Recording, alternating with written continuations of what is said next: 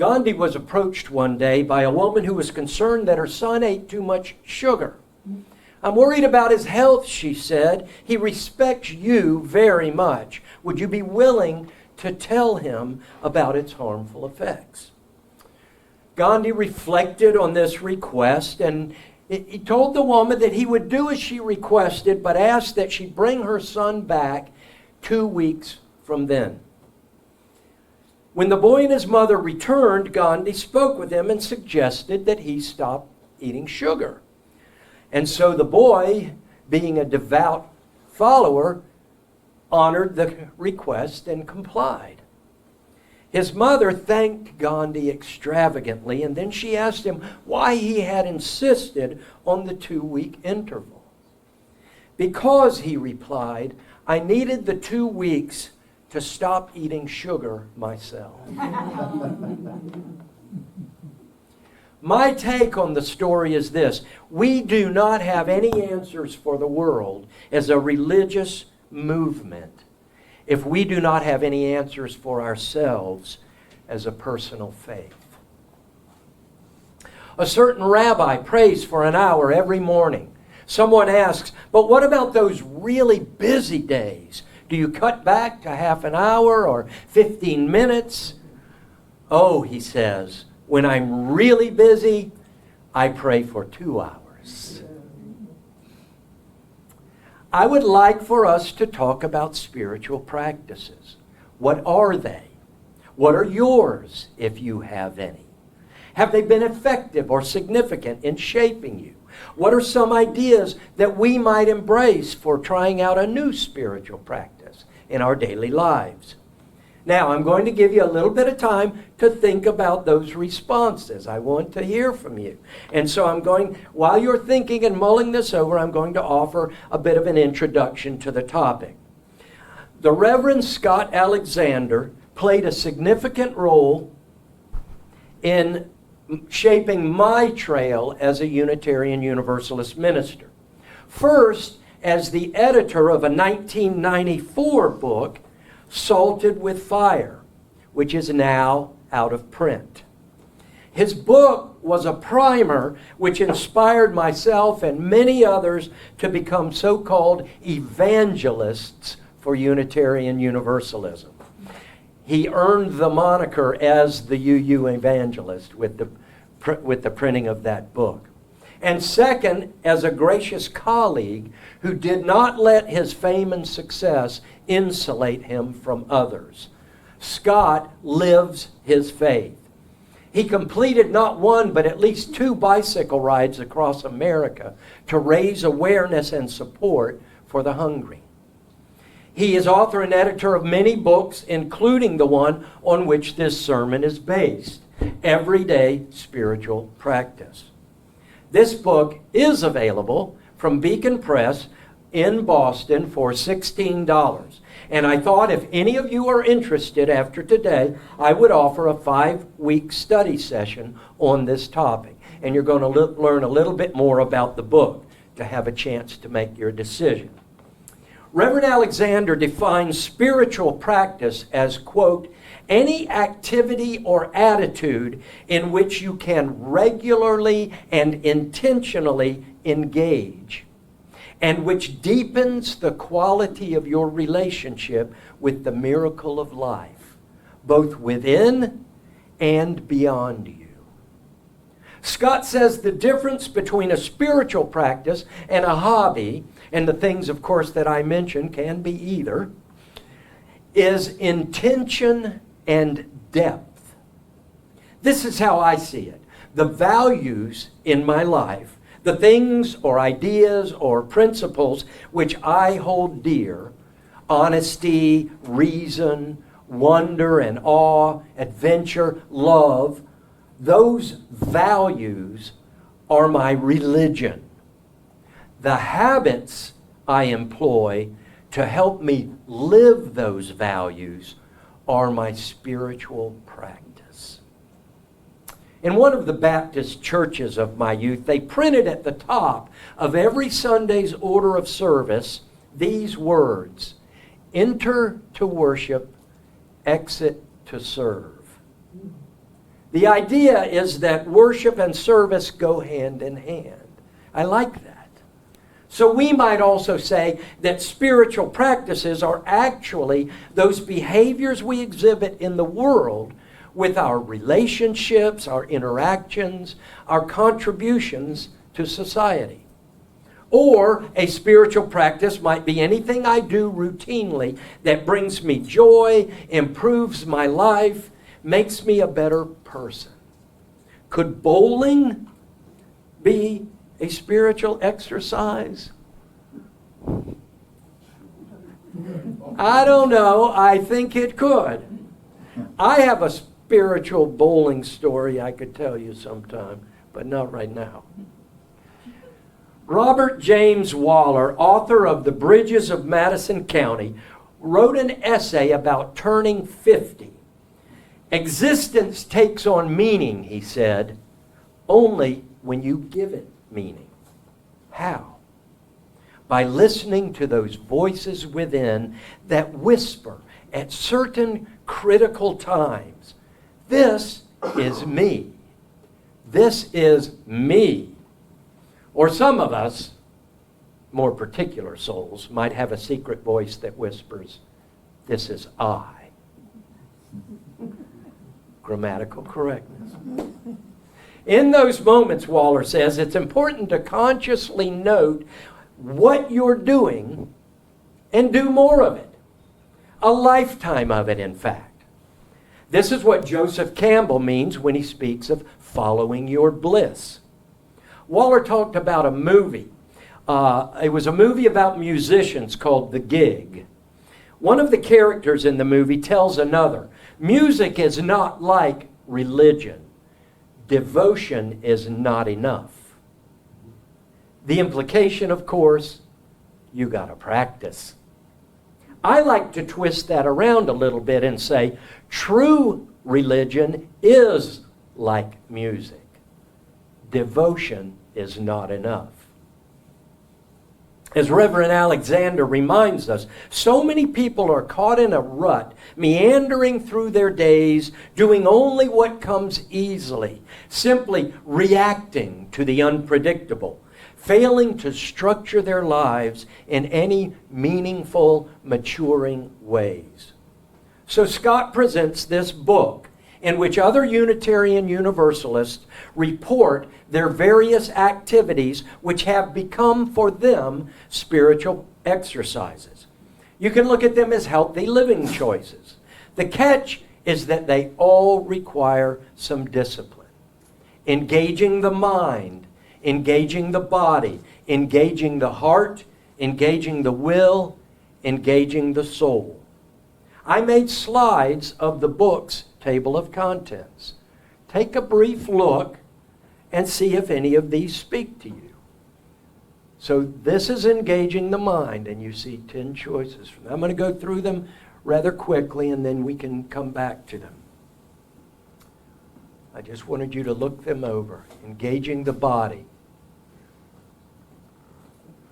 Spiritual exercises. Some seem obvious, some maybe not so much. Engaging the heart. Relationship.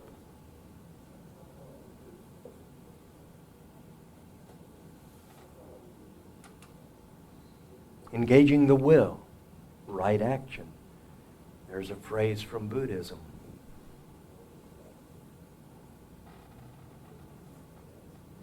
And engaging the soul. Creativity.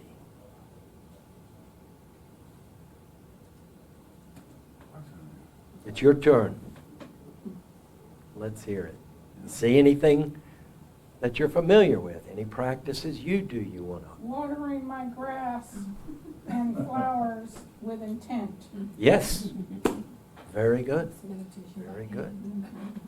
Movements with intent. What was that? Movement with intent. Movement. In various forms. That can be yoga, tai chi, other things.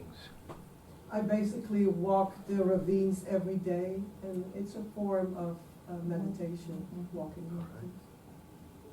Cooking. Cooking. Love to hear that. Yes? I have a morning stretching routine that I do, normally out on the dock. So that's a placement that's very specific. And I every morning go into work and do a route throughout to say good morning to every single person there. And I do that as kind of a relationship spiritual practice. Can you hear okay? You might need to speak up. Yeah. And then I also find myself engaged in organizations where, what was that very first slide that says something about challenges or something? Engaging the mind. Yeah, challenges. It's an intentional action to engage in organizational structures that requires me to develop collaborative and compassionate relationships, because you can't do these things by yourself. And I tend to be a very willful, focused individual person, so I have to create relationships where I am forcing myself to learn to play nicer with others. All right. So actually modifying our behavior with the thought of the relationship with others is a form of spiritual practice. Any others jump out? We'll go down through it quickly once again. I'm going to tell on myself, but I make little pagan altars at full moons and stuff like that. Making It an makes me altar. feel connected Yes. to the earth.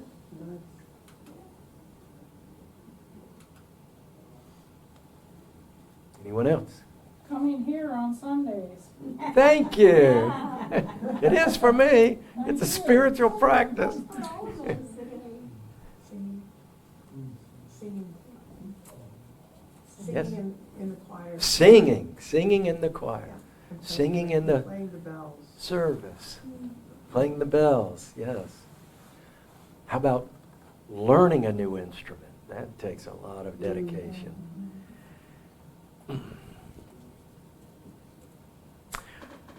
All right, what I did is I chose one practice from each category. I'm going to share 3 of them with you, with the stipulation, where did I get this from? That I must practice it myself for at least 2 weeks before discussing it here with you. Wow.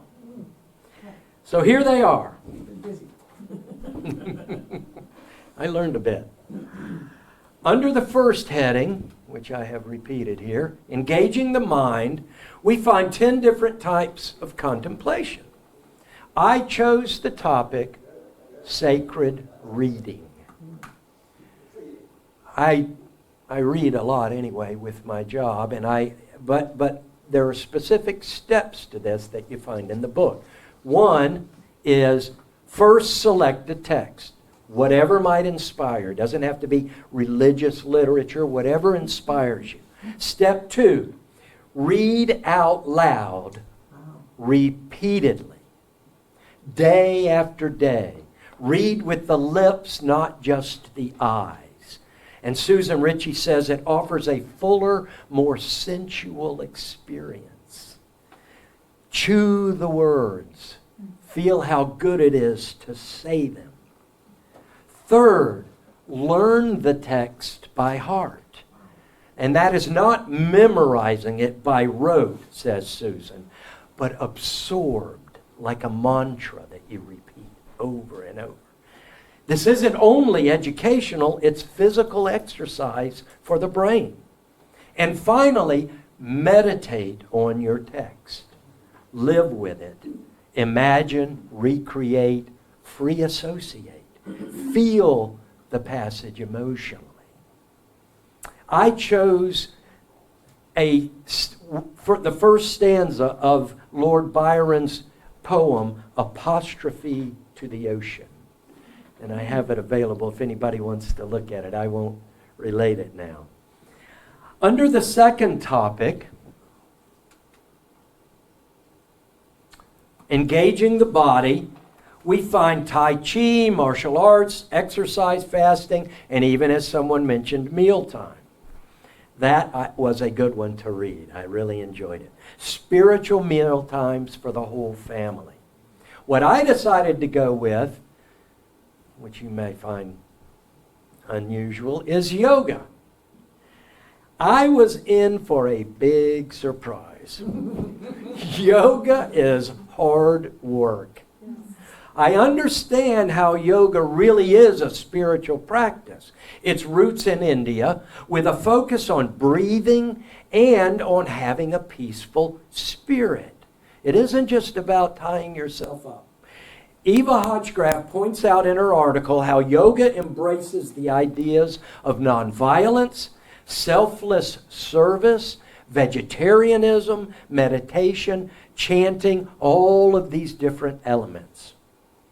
But in that classroom as a beginner, I found that all of my concentration was focused on just trying to tie myself into a pretzel. I had been to week-long yoga seminars before. I'd worked out at the gym for years. I'd heard people speak on yoga. But until I actually got on the mat and practiced daily, I did not appreciate the effort that goes into practicing yoga. Engaging the heart is our third spiritual category. This one is all about relationship. There's a beautiful piece on loss and grief. I chose this because it involves a deep breathing exercise, which I have used a lot in my life, and especially appropriate since my heart problems, and breathing is a big part of dealing with that.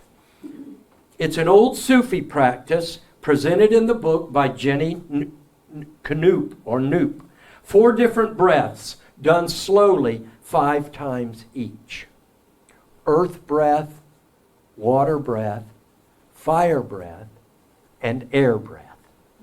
As you finish the 4 series of 5 breaths, she says, offer a prayer or hold a healing intention in your heart. After a while, what I notice is that the relaxation and the concentration associated with this breathing exercise actually comes to me at times when I most need them, when I'm stressed or nervous or under pressure. It's amazing to me how these everyday spiritual practices really are like physical exercise, building the muscles of our heart, our minds, and our spirits. And as you know, there are more categories in the book: engaging the will and engaging the soul. They talk about right action and creativity, activities such as simple living, anti-racism, social justice, ethical eating, gardening, all spiritual practices. Any of these can be a way to feed your soul and live your values. One thing seems to me more certain to me as I grow older and hopefully a little smarter. As Unitarian Henry David Thoreau said, in the long run, we only hit what we aim at. Amen. Amen.